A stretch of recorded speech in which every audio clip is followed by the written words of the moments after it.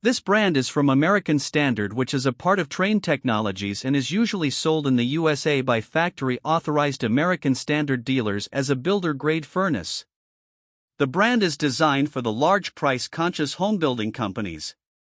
The units feature durable stainless steel primary and secondary heat exchangers and silicon nitride hot surface ignition, which is quieter and more reliable than spark ignition systems. The warranty on the heat exchangers is not very good when compared to other brands and does not include total furnace replacement in case of heat exchanger failure.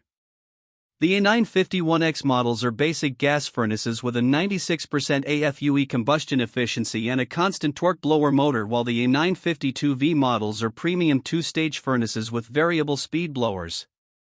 The brand does not offer a model that qualifies for the HvacRepairGuy Ultimate category. This brand receives an overall 1-star don't buy rating from HvacRepairGuy. Please share your thoughts and experiences with this brand in the comments section of the HvacRepairGuy YouTube channel. Thanks for watching and God bless.